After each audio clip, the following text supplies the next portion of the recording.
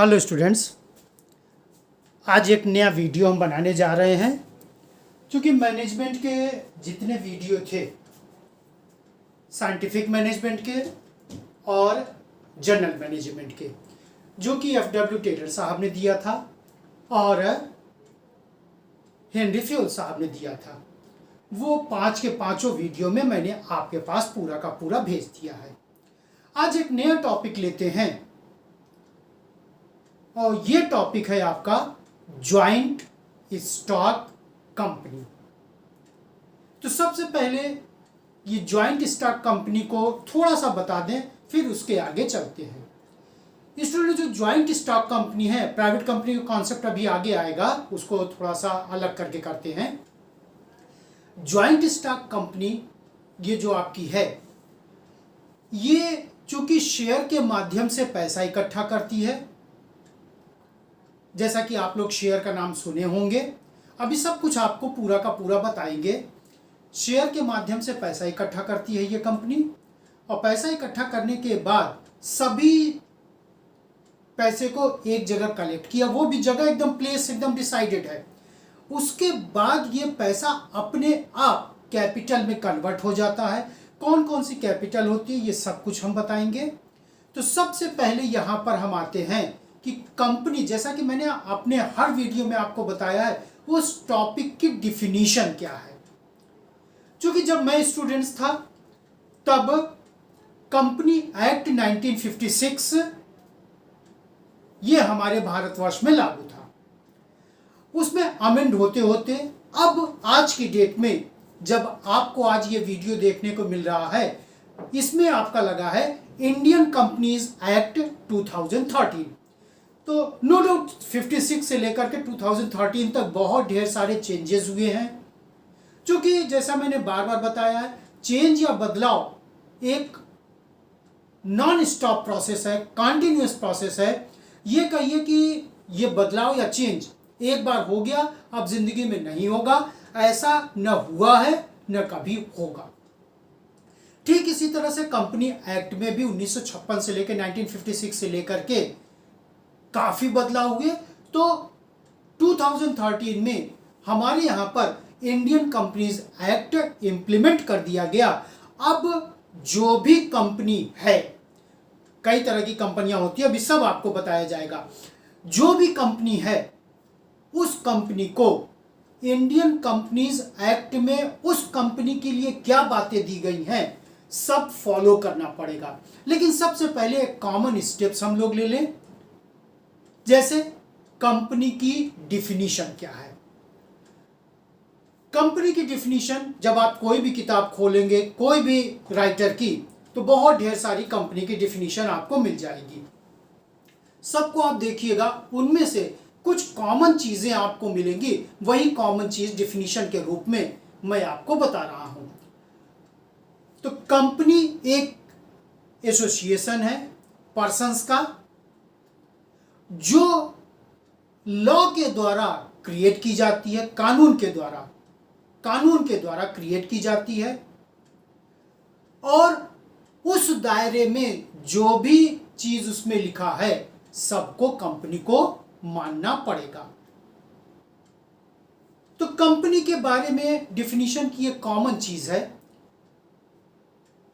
तो सबसे पहले हम लोग ये जो कॉमन थिंग है, इसके बेस पर कंपनी की क्या क्या कैरेक्टरिस्टिक्स हो सकती है, विशेषता हो सकती है, उसको हम लोग पढ़ने की, जानने की, समझने की कोशिश करें।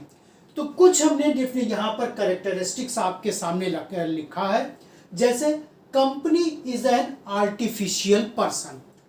मैंने बहुत पहले अपने वीडियो में वीडियो बनाया था कि कॉमर्स में 3 तरह के पर्सन्स को कॉन्सेप्ट में रखा गया है: नेचुरल पर्सन, आर्टिफिशियल पर्सन और representative function.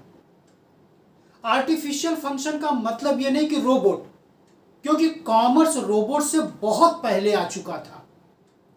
Artificial person commerce में उन ऑर्गेनाइजेशन को कहा जाता है जो ऑर्गेनाइजेशन अपने नाम से ऑर्गेनाइजेशन का मेन काम कर सकते हैं। किसी ऑर्गेनाइजेशन का मेन काम होता है सामान को खरीदना, बेचना, प्रोडक्शन करना, सलाह देना। ये तो जिसमें खरीदना बेचना तो सबसे इंपॉर्टेंट काम है किसी भी ऑर्गेनाइजेशन का। तो जो भी ऑर्गेनाइजेशन इस तरह का काम करता है, और सभी ऑर्गेनाइजेशंस करते हैं, उन ऑर्गेनाइजेशन को हमारे आपके कॉमर्स के लैंग्वेज में आर्टिफिशियल पर्सन कहा गया है। ठीक वही कॉन्सेप्ट यहां पर है आर्टिफिशियल पर्सन का। तो कंपनी एक आर्टिफिशियल पर्सन है। क्यों? क्योंकि कंपनी अपने नाम से खुद सामान बनाती है, खरीदती है, बेचती है। आप बड़ी बड़ी कंपनी, कोई भी कंपनी आप ले लीजिए, चाहे आप अपने भारतवर्ष की ले लीजिए या एब्रॉड की ले लीजिए। एब्रॉड की सपोज करिए कि आप एक बाइक खरीदने जाते हैं, मान लीजिए आप अपाचे बाइक खरीदते हैं जो टीवीएस कंपनी की है। उस कंपनी का मालिक कौन है? शायद ही बहुत कम लोगों को पता होगा, लेकिन कंपनी सबको पता है। यानी आपने कंपनी से वो बाइक खरीदी, तो बेचने वाला कौन हुआ? TVS company. नो डाउट उसके शोरूम में आप जाकर के खरीदेंगे टीवीएस कंपनी। इसी तरह से छोटी चीजें जो आपके घर में है, फ्रिज हुआ, एसी हुआ, टीवी हुआ, ये सब के सब आपने किसी न किसी कंपनी के ब्रांड को खरीदा होगा। मान लीजिए आपने एलजी का टीवी खरीदा, सैमसंग का फ्रिज खरीद लिया, पैनासोनिक का आपने टीवी खरीद लिया। क्या इन सब के मालिक का नाम हमको आपको पता है? शायद नहीं पता, शायद नहीं पता। नो डाउट इनके लोग के शोरूम से जाकर के हमने खरीदा, लेकिन कंपनी का ब्रांड देख करके मैंने खरीदा है, तो कंपनी यहां पर बेचने वाली हुई और हम यहां पर खरीदने वाले हुए। कभी कभी कंपनी के बीच में परचेज और सेल्स होता है, दोनों आर्टिफिशियल पर्सन। तो कंपनी एक आर्टिफिशियल पर्सन होती है। Company is an artificial person. दूसरा है सेपरेट लीगल एंटिटी। कंपनी का जब फॉर्मेशन स्टूडेंट्स आप लोगों को पढ़ाएंगे, तब आप लोगों को पता चलेगा कि कंपनी जैसे ही रजिस्टर्ड होती है, रजिस्ट्रेशन ऑफ कंपनी का कॉन्सेप्ट कंपनी एक्ट में इनकॉर्पोरेशन के नाम से दिया गया। इनकॉर्पोरेशन ऑफ कंपनी वो बाद में पढ़ाएंगे, आपको वीडियो बना करके दे देंगे। इनकॉर्पोरेशन ऑफ कंपनी, तो कंपनी का जैसे बिना रजिस्ट्रेशन के कंपनी लीगल हो नहीं सकती है। कंपनी के रजिस्ट्रेशन के बाद कंपनी और कंपनी के जितने भी सदस्य होते हैं, मेंबर्स, जिनको शेयर होल्डर आप कह सकते हैं, डायरेक्टर्स आप कह सकते हैं, कुछ भी आप कह सकते हैं, जैसा उनका डिजिग्नेशन वहां पर है, वो दोनों व्यक्ति एकदम अलग अलग हो जाते हैं, एकदम सेपरेट। यानी कंपनी अपने नाम से ही पूरा का, नो डाउट काम नेचुरल पर्सन करते हैं, ऐसा नहीं कि कंपनी खुद करती है, काम नेचुरल पर्सन ही करेंगे, लेकिन नाम किसका होगा? उस कंपनी का। यानी कंपनी और कंपनी के जितने भी ओनर्स होते हैं वो एकदम सेपरेट होते हैं और सबका लीगल एंटिटी यानी वैधानिक अस्तित्व होता है। तो ये हो गया separate legal entity. Formation, company को फॉर्म कैसे किया जाएगा, बनाया कैसे जाएगा, इस संबंध में पहले तो दो कंपनियों का कॉन्सेप्ट था, बाद में एक कंपनी और आ गई जिसको कहते हैं वन पर्सन कंपनी। पहले सिर्फ दो कंपनी थी, प्राइवेट कंपनी, पब्लिक कंपनी। यहां पर एक चीज अभी आपको क्लियर कर दें, पब्लिक सेक्टर का कॉन्सेप्ट अलग है, पब्लिक कंपनी का कॉन्सेप्ट अलग है। तो सेक्टर को कभी कंपनी के भूल मत करिएगा और कंपनी को कभी सेक्टर भूल मत करिएगा, क्योंकि सेक्टर का कॉन्सेप्ट एकदम अलग है, पब्लिक सेक्टर का कॉन्सेप्ट एकदम अलग है। तो यहां पर जो भी कंपनी का फॉर्मेशन होगा, वो प्राइवेट कंपनी हो, वो पब्लिक कंपनी हो, वो वन पर्सन कंपनी हो, किसी भी नेचर की कंपनी हो, उनके पूरे फॉर्मेशन का पूरा ब्यौरा इंफॉर्मेशन कंपनी एक्ट 2013 में दिया गया है। सपोज करिए आप पब्लिक कंपनी बना रहे हैं, तो पब्लिक कंपनी का जो भी नॉर्म्स है, जो भी इंफॉर्मेशन है, जो भी स्टेप्स है, वो फॉलो करना पड़ेगा। प्राइवेट कंपनी बना रहे हैं तो प्राइवेट कंपनी का स्टेप्स फॉलो करना पड़ेगा। 1% कंपनी बन रही है तो 1% कंपनी का स्टेप्स फॉलो करना पड़ेगा। यानी कंपनी को फॉर्मेशन के लिए कहीं भटकना नहीं है। कंपनी एक्ट 2013 में जो भी बातें लिखी गई हैं उन बातों को फॉलो करिए और फॉर्म कर लीजिए। नो डाउट फॉर्मेशन अभी इसका आगे आएगा, जिसमें memorandum of association, article of association, बहुत ढेर सारी चीजें आएंगी, वो सब आपको बताएंगे। नेक्स्ट है कंट्रोल। कंपनी कभी छोटी होती है, कभी बड़ी होती है, कभी नेशनल वाइज होती है, कभी मल्टीनेशनल कंपनी होती है, यानी बहुत ही ब्रॉड स्केल कंपनी का होता है। तो कंपनी के ब्रॉड स्केल को कैसे कंट्रोल किया जाएगा, इसकी डेली एक्टिविटीज को, इसके डेवलपमेंट को या अन्य चीजों को, इसके कंट्रोल करने के लिए बोर्ड ऑफ डायरेक्टर्स का फॉर्मेशन किया जाता है। कैसे बोर्ड ऑफ डायरेक्टर्स बनेंगे ये सब अभी आपको बताया जाएगा। तो कंपनी के कंट्रोल करने के लिए बोर्ड ऑफ डायरेक्टर्स होंगे और बोर्ड ऑफ डायरेक्टर्स ही पूरा का पूरा कंपनी को कंट्रोल करेंगे, ऑपरेट करेंगे और उसको अब वो जिसको कहते हैं कि आगे बढ़ने के लिए स्टेप्स लेंगे। नेक्स्ट होता है स्टूडेंट लायबिलिटी। अभी तक जैसा हम लोगों ने पार्टनरशिप एक चैप्टर हम आपको बताए थे, पार्टनरशिप में, सोल प्रोप्राइटरशिप में कॉन्सेप्ट आया था कि each and every partner has unlimited liability, लेकिन यहां पर ऐसा नहीं है। कंपनी में जितने भी शेयर होल्डर्स होते हैं सबकी लायबिलिटी लिमिटेड होती है। जैसे मान लीजिए किसी कंपनी का 10 शेयर आपके पास है, मेरे पास 1 शेयर है, तो जो भी आपका 10 शेयर है सिर्फ उतनी ही लायबिलिटी आपकी होगी। मेरा जो भी 1, 2, 4, 6 शेयर है मेरी लायबिलिटी उतनी। कहने का मतलब यह है कि कंपनी के जितने भी मेंबर्स होते हैं, शेयर होल्डर्स होते हैं, सबकी लायबिलिटी एकदम से लिमिटेड होगी। अनलिमिटेड लायबिलिटी किसी की नहीं होगी। ये कहिए किसी की अनलिमिटेड लायबिलिटी हो, ऐसा नहीं होगा।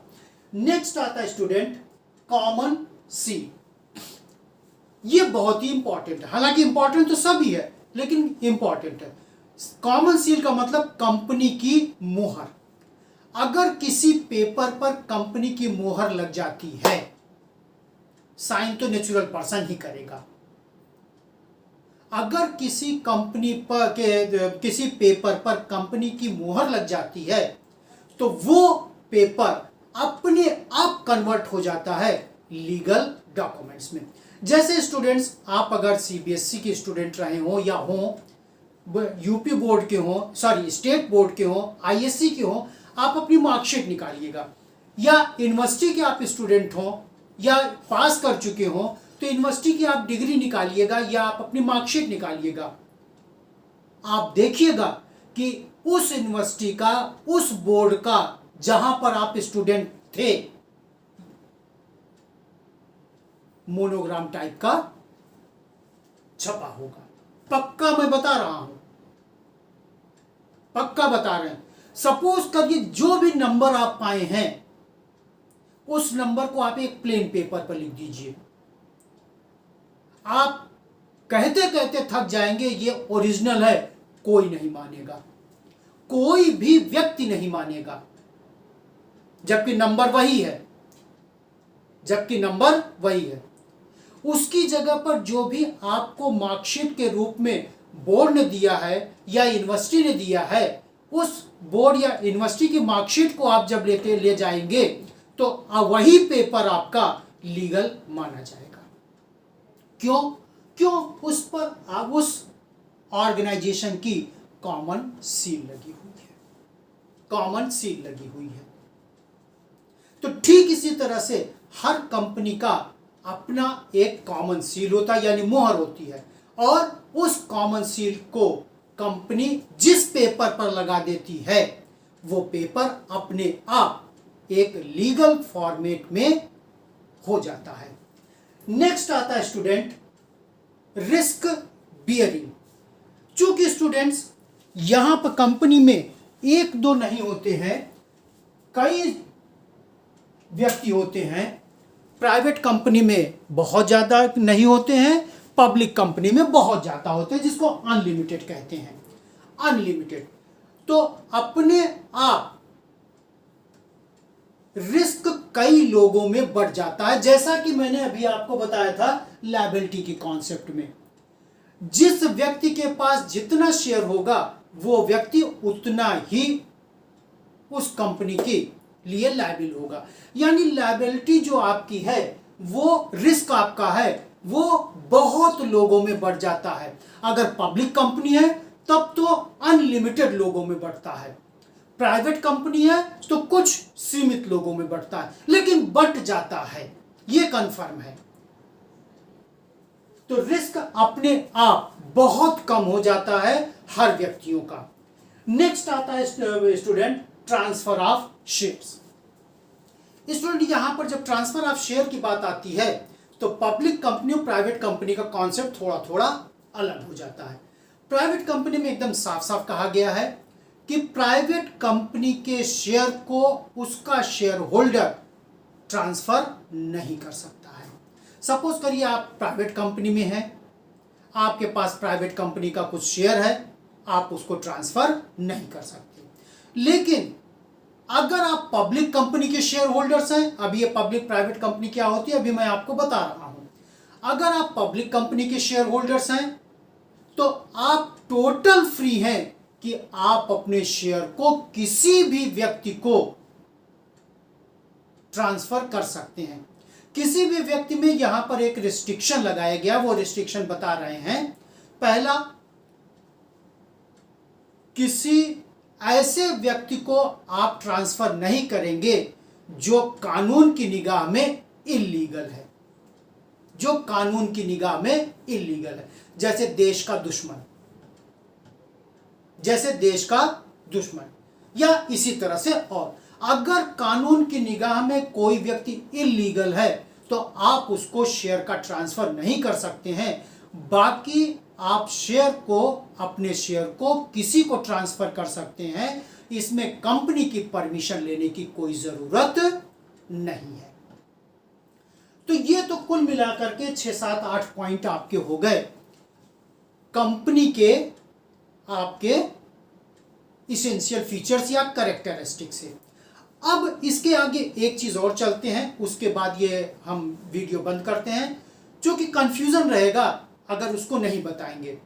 ये कंपनी में प्राइवेट कंपनी क्या होती है और पब्लिक कंपनी क्या होती है। स्टूडेंट्स, सबसे पहले हम प्राइवेट कंपनी को लेते हैं। अगर किसी कंपनी में मिनिमम मेंबर, पार्टनर मत बोलिएगा यहां पर, क्योंकि पार्टनर का कॉन्सेप्ट पार्टनरशिप में है, यहां पर मेंबर का कॉन्सेप्ट है। अगर किसी कंपनी में मिनिमम 2 मेंबर्स हैं, मैक्सिमम मेंबर की लिमिट बता दी गई है 200। हमारे समय में 50 था जब हम लोग स्टूडेंट थे। धीरे धीरे जैसे मैंने बताया कि बदलाव हर जगह होता है, तो यहां भी बदलाव हुआ। अब मैक्सिमम मेंबर की संख्या 50 से बढ़ा करके 200 कर दी गई है। यदि किसी कंपनी में यह रिस्ट्रिक्शन है, यानी 2 और 200, तो उस कंपनी को प्राइवेट कंपनी कहेंगे। दूसरा, प्राइवेट कंपनी के जितने मेंबर होंगे वो अपने शेयर का ट्रांसफर नहीं करेंगे। यानी प्राइवेट कंपनी अपने शेयर के ट्रांसफर पर रिस्ट्रिक्शन लगाया है। ये कंपनी एक्ट लगाई है, कंपनी नहीं लगाई है, कंपनी एक्ट ने लगाया है। यानी अगर किसी कंपनी का शेयर हम फ्रीली ट्रांसफर नहीं कर सकते हैं तो वो कंपनी प्राइवेट कंपनी है।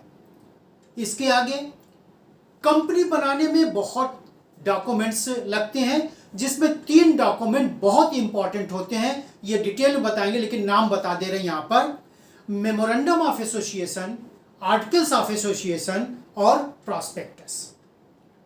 किसी भी प्राइवेट कंपनी के लिए दो ही पेपर इंपॉर्टेंट है, यानी दो पेपर बना करके प्राइवेट कंपनी इस्टेब्लिश की जा सकती है। वो दो पेपर कौन कौन से हैं?